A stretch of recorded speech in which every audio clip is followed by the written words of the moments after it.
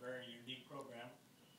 In 2004, we had a grassroots effort across Oklahoma and literally had thousands of Oklahomans talk about what's the most creative thing we could do to advance our economy and our lifestyle here in Oklahoma. And the primary recommendation from that group was that we should create a $1 billion research endowment and become the research capital of the Plains. I'm happy to say that in 2007, the legislature began that process and invested $150 million into the EDGE endowment. And we now each year allocate the earnings of that endowment for research programs. We have funded now 2 rounds, and I'll announce the 3rd round today. First 2 rounds, there were 5 projects each of those 2 years. We focus them on business sectors that are important to Oklahoma. So, for example, in the energy area, we have a project which is really designing the chemicals to do secondary oil recovery. The geology in each one of the oil pools is a little bit different, and so they designed the chemistry of that surfactant to actually get more oil out of that particular pool. So that's one of the projects. Another project is actually using very high quality precision engineering instrumentation to design the replacement parts for aircraft. We have a large aircraft maintenance and repair and overhaul program here, and so it makes a contribution to that area. We have several in the area of healthcare. You just heard Scott talk about the investment we made in Solexis. We also invested in Charleston, which is also in the research park, which uses nanoparticles to actually release therapeutics into the eye to help in macular degeneration. So we have a number of programs which are operational. Each of these programs generates jobs. In fact, after only about a year and a half of actual funding of our projects, EDGE has now created 266 jobs, and these are high-paying jobs. We've attracted $18 million into the state on the basis of leveraging EDGE funds, and we've also created a number of new businesses. So it's a very successful investment that we made. It's very competitive. We had 62 pre-proposals this year. We invited 12 full proposals, and we finally were able to fund 3 projects this year. The first project is one that's also out of the health science area. It's a study done by Dr. Pereira, Alexis, which really looks at how we can combat bacterial diseases in hospitals. We know that many people get infections in the hospital. These are gram-negative kind of bacteria which are hard to deal with. She has a peptide, a protein, which actually combats that. And so that's the first investment. The second investment is in the area of weather and radar.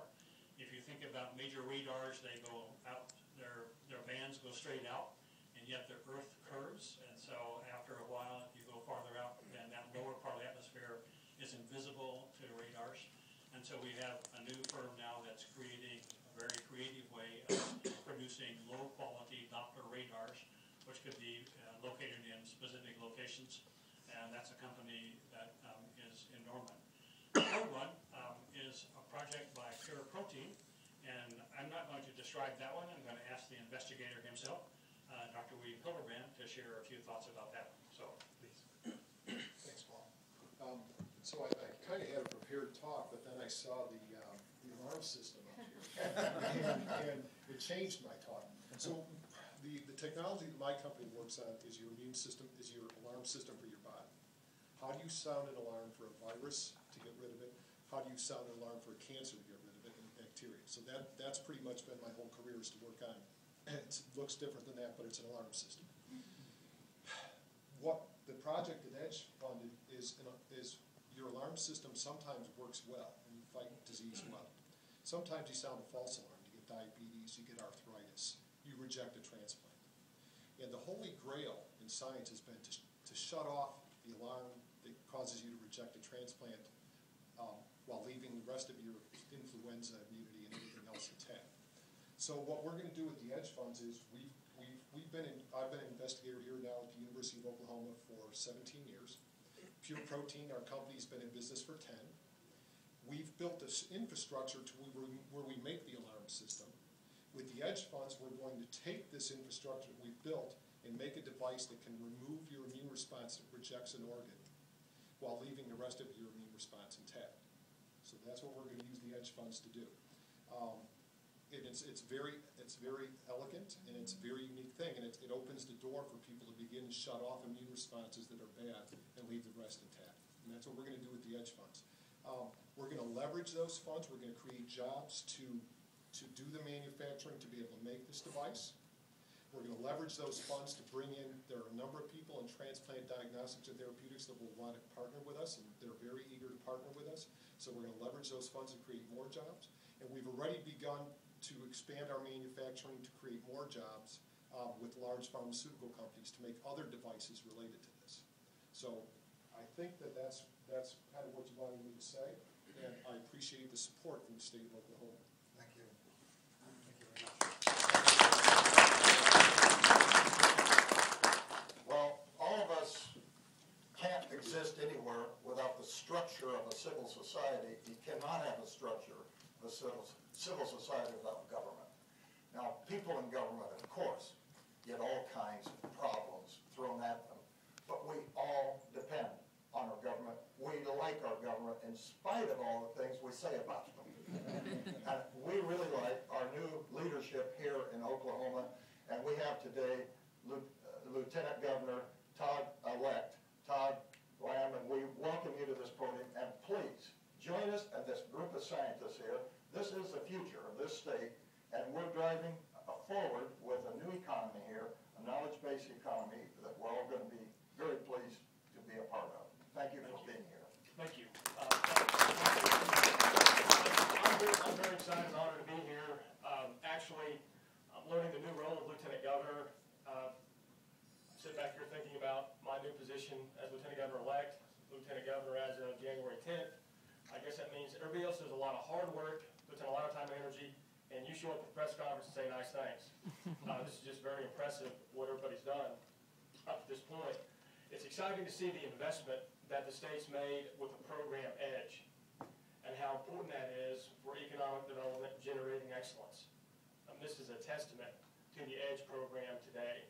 And these jobs that are created are not just jobs today, but they are impacting the future and impacting tomorrow. And as a husband, as a father of a 10-year-old and a 7-year-old, it's exciting for me to see Oklahoma in a position that other states are trying to emulate and copy and be like. And that's what's occurring at this research park. Other states want to be like Oklahoma now with the impact we've made in biotech and this industry. And briefly, as I close, to our friends that are visiting us from the Creative Forum, that may be from out of state or out of the country, welcome to Oklahoma. We want to welcome you back to Oklahoma. Oklahoma's on the rise. Oklahoma's on the move. So please invest now while you have the opportunity. But we're thrilled that you're here, and you're welcome to come back anytime. And as Lieutenant Governor, officially beginning in January, I look forward to working with each and every one of you. Thank you. Thank you very much. There's an opportunity now for some Q&A and from anybody, but of course from the media, but any of our guests from any country. Any questions you'd like to direct to any of these individuals here?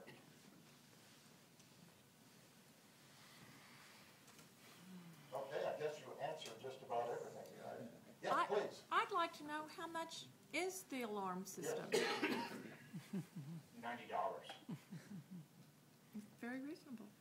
$10 shipping.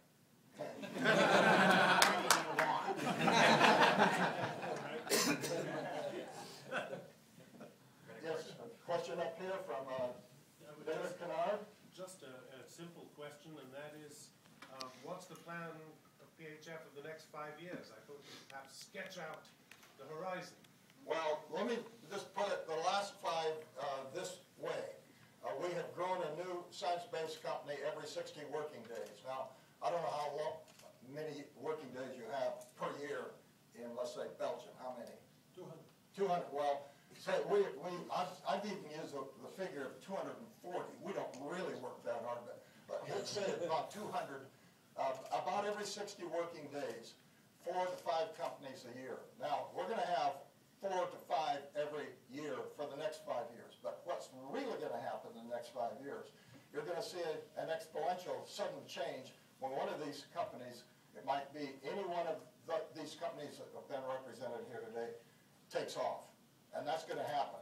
Now, we know it'll happen because we have the leadership here, seen this. He's seen a little company go from its researchers all the way up to hundreds of employees and billions of dollars of market cap.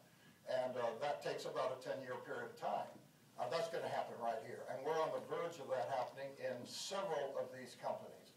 Just to use an actual metric, as if data isn't actual. This is actual. During the Great Recession, everybody in the world experienced this so-called Great Recession of 08 and 09. We grew 27.3% in employment here in the research park from that time up to the present day. So the potential's here even in hard times. And the reason is science, good science, doesn't know a recession in thinking. In fact, recession can even cause you to think harder. So good science can come out of terrible times, and it usually does. So we are going to, not just ourselves, but around the world, see a great growth in biotechnology and all science technologies as they begin to better understand everything from the genome of plants, animals, and human beings to make this a more livable and worthwhile place to have quality of life. Any other question? Yes, oh yes, Dr. Risser. So let me just add one point which I think is important, and Scott will tell you the same thing, and that is when the Edge Fund funds projects, some of those projects actually turn around and actually fund other businesses in the research department. So Cytovance, which is really a therapy drug production facility, actually gets some money which goes first to an Edge project and then goes directly to another company in the research department. That's one of the great advantages of this research department. Yes, good. The collaboration of companies is very important here and get a critical mass. Yes, thank you. Hi. What specific support and resources will you need from the legislature to be able to continue the work that you're doing here? That's a good question, and I'm going to ask Dr. Risser to address that. If I'd been posing questions, that's the question I would have posed. Good. Because I think there are two or three things. One of which, of course, we all, I think, want to eventually get to the $1 billion research capital, because then we'll have more earnings each year to spend. I will tell you that we have, I would say, 3 or 4 times more proposals that need funding than we can fund every year. And I just gave you the numbers, and so if you multiply the numbers by 3 or 4, that's a huge impact on our economy. I think the legislature has really done some very good things, and especially the last year in terms of education. And I think education in the whole pipeline of having scientists and technicians move up through our educational system, those are very important steps which we're taking as well. And then thirdly, and others may want to comment on this, I think the actions the government takes in terms of making this business climate receptive to businesses is incredibly important, and so we need to continue those as well. So maybe others want to comment. Any other comments? What do you, gentlemen, what would you like Todd Lamb to do when he gets here? Carl. Coming from the financial side of it, historically, Oklahoma has given incentive for investors in Oklahoma to invest in Oklahoma. And some of those incentives lapsed or were suspended. That's very critical. Again, if capital is in Oklahoma, we'd like to keep it here and recycle it here.